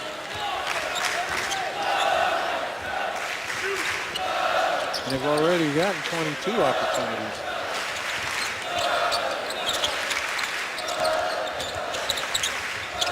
Duke trying to melt that clock. Wake shot 33 free throws in their loss to Georgia Tech. Fancy footwork from Parker. He's got 20. Duke is 11-1 on the season when Jabari Parker scores 20 or more. And right there, not only fancy footwork, but a nice use of his arms. He was behind the basket and extended to get the ball up on the glass and get that fortuitous bounce.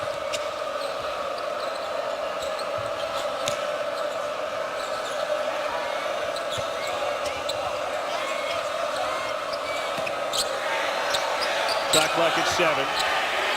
Thornton got a hand in there. Shot clock at 3. Step through. Kept it alive for Jones. And Madison Jones will shoot a pair. That's a fourth on Jabari Parker, who fouled out against Syracuse.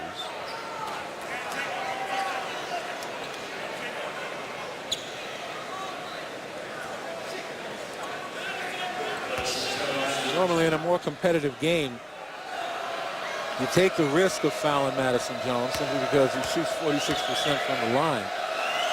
And I'm not so sure Jabari Parker needed to do that one.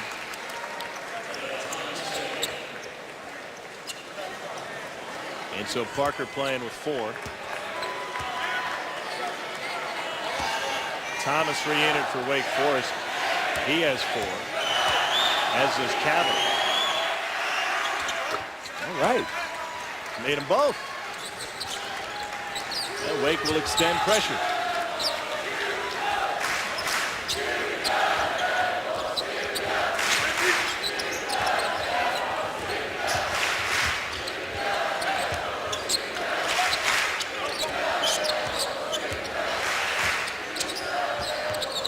Duke was spreading the floor almost like a wheel, no real hub.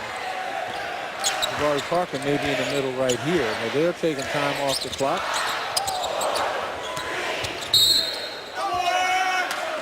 And a foul with 3 seconds left on the shot clock. And this is where the freedom of motion, freedom of movement, I should say, those are the calls that are being made right now. Guys going to the basket, people putting hands on.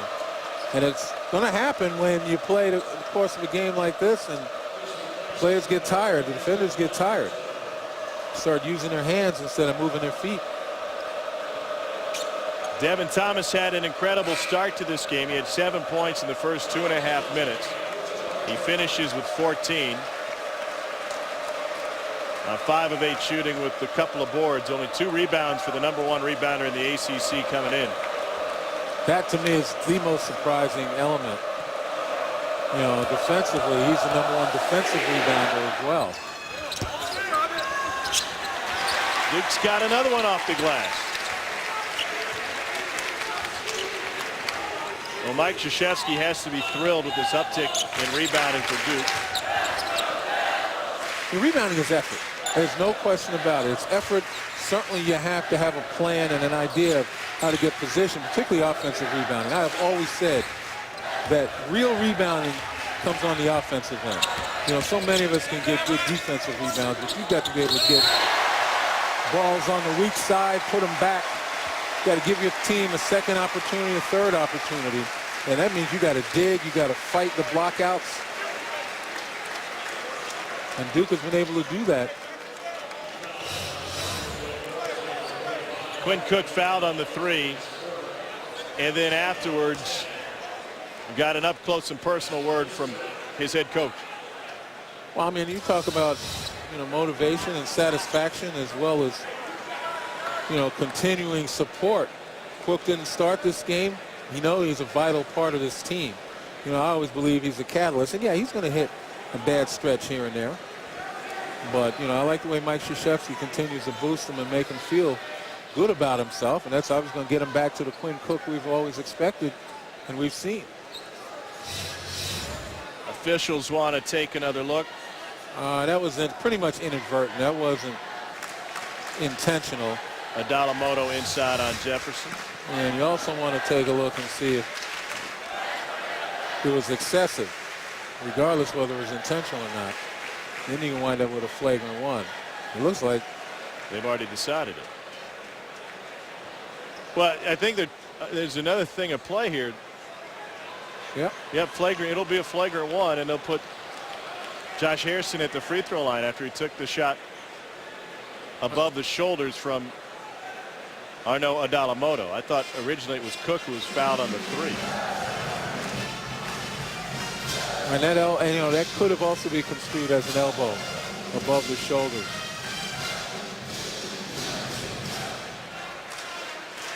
So Hairston only his 12th free throw attempt of the season as Jeff Bzdelik gathers his guys for a moment. You know, it's all about technique. If you're going to block out, you want to use your body and not your arms. But as I said, when fatigue sets in, there's always a tendency to use your hands and not use your feet or your body to play it the way it should be played. We were talking a moment ago about Quinn Cook getting the positive reinforcement from his Hall of Fame head coach. Now, we were here earlier this season when Rasheed Suleiman was in the doghouse a little bit. We're talking about playing time with Mike Krzyzewski, and he said, listen, nothing is guaranteed to anybody on my team when it comes to playing time. It's not served with a bow. It's not a gift. You earn it, and there's different ways you earn it, but number 1 to Suleiman's struggles at that time, and maybe this applies to Cook, is production. Yeah, absolutely. If you're not producing, he's going to find someone who can get on the floor and produce. And the fair thing is that the player understands the metrics by which he's going to be judged. And as I said, you know, Quinn Cook offensively might not have been taking good shots, may not be getting people involved, might not have been playing the type of defense we've come to expect from him. But, you know, those things are brief in duration. And I think Quinn Cook will come back and play, as I said, the way you would expect him to play.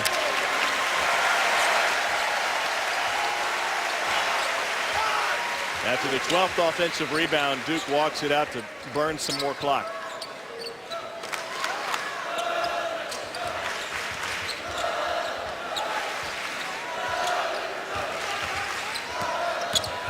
Suleiman's runner left short. Hairston went on the top of Roundtree. There was no whistle there. And a foul on the open floor will go against Rasheed Suleiman. It's his first. We step away for a timeout. Still 3.5 minutes remaining from Durham. ESPNU's exclusive presentation of college basketball is brought to you by the Quicksilver Card from Capital One. Earn 1.5% cash back on every purchase.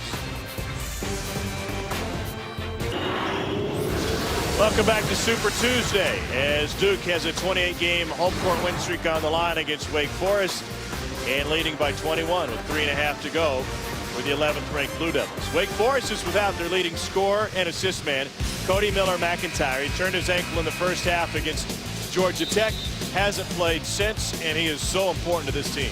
Yeah, I mean, you've seen these highlights right here against Carolina where he not only got the job done offensively, he got other guys involved. You know, averages 14 points, 4 assists. And when you look at the way they wanted to play today, Wake Forest with only 7 assists on 18 field goals. I mean, probably could have used a guy like that who's particularly adept at penetrating, finding the open man, as well as finishing. He had 20 points and 10 assists against Virginia Tech, the first Deacon with a 10-assist game since Chris Paul did so against Texas.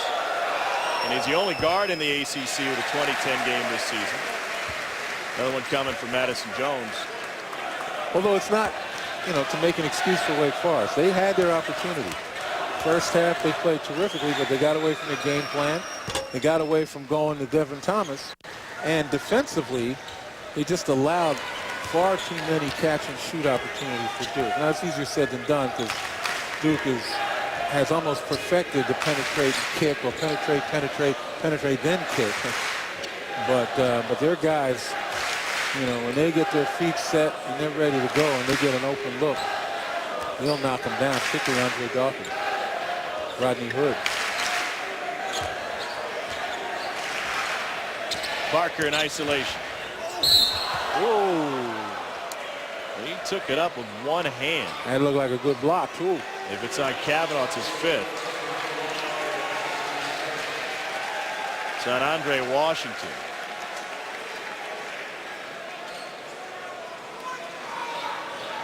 Yeah, you just got to be careful not to showboat now. It's,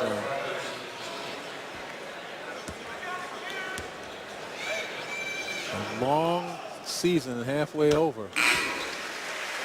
Guys have short memories. 6 weeks from the NCAA tournament now. Another one coming for Parker. Should say they have long memories.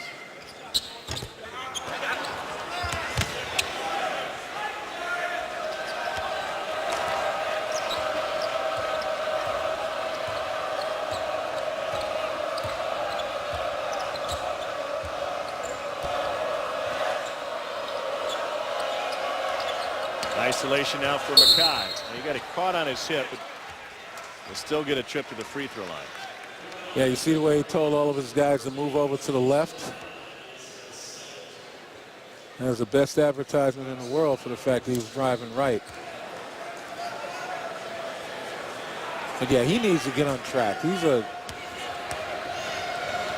very finely skilled player out there, and sometimes it looks like he gets lost in this offense. Parker sits with 21 and 8. Jimmy Ojeleye replaces him. Mackay making his 117th consecutive start today. Longest streak in the ACC. Top 10 in points and rebounds in Wake Forest history. And he came in on a tear with 19 points a game over his last 4 and 42% shooting from deep. But he never got on track tonight.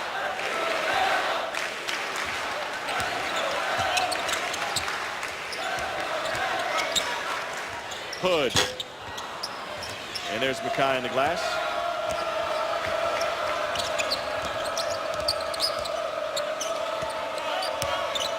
Kavanaugh going strong. 12th offensive rebound for Wake Forest. Yeah, and going back to Travis Mackay, he's coming off his best game of the year against Georgia Tech, 26 points, including 11 of 11 from the free throw line, and now all of a sudden, they kind of lose him. It's just hard to believe. Ojeleye commits his first personal on the drive from Madison Jones, 19-point game. Join us Sunday on ESPNU for a college basketball doubleheader in the battle of orange-clad jerseys. #1 ranked Syracuse, 22-0, will play host to Clemson on ACC Sunday Night Basketball. Then at 8, Colorado trying to end its tailspin, plays host to Washington in a Pac-12 showdown. Sunday college basketball doubleheader at 6 and 8 on ESPNU and live on Watch ESPN. Trevor Cooney helped shake Syracuse's hangover Monday night with their quick turnaround. He had 33 and a 61-55 win. He had 9 threes, a Syracuse record Monday night at the Dome. You know what this is reminiscent of? And you take a look at Wichita State, which I believe, folks, you can't keep saying they have a weak schedule. They play who they play, and right now they're perfect. You've got to have passed the eye test. And I've seen them play. These guys dig in defensively. They've got diversity on offense. They've got a pretty good bench. People can't keep saying they have a weak schedule and just leave them where they are. I'm sorry. But going back to Syracuse real quick, kind of reminds me of when a pitcher pitches a perfect game. You know, you always need some unexpected hero to come and make a grab or, you know, make a terrific play in the field to preserve it. And that's what Cooney did, I think, for Syracuse up until now. 9 threes in them. By the way, Wichita State tomorrow will take on Indiana State on the road. Indiana State beat Notre Dame in South Bend earlier this season. And that's the team that's supposed to challenge him. They dismantled Indiana State in Wichita a couple weeks ago, beat them by 20. I just hope Wichita State got out of town. I mean, they got like a foot of snow today. They try to make it to Indiana. People in the Plain States, they're used to snow. Getting out of there, snow drifts. Here's Ogilvy. Found playing time in the non-conference campaign. Trying to work his way back in the rotation.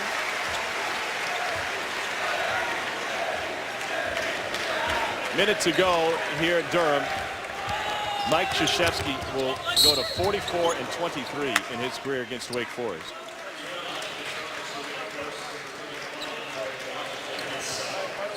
The second on Aaron Roundtree. And Duke will take its home court win streak to 29 consecutive games.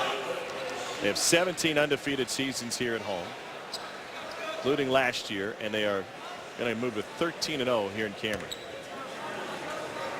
Well, the one positive thing for Wake is that they've discovered now that, you know, they can play this style. They can put the ball on the floor. They can drive and play aggressively.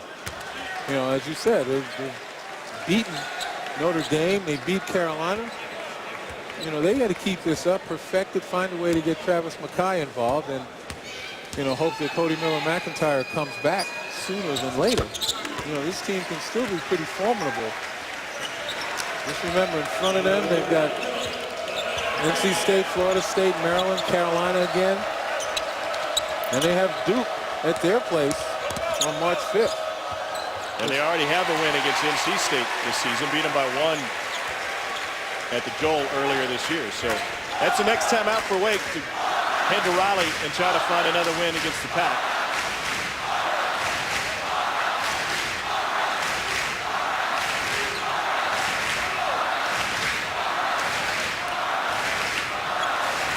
Crazies chanting "Our House" in Cameron Indoor, which opened in 1940. We'll be home to a 29-game home court win streak as Ogilvy drains a triple.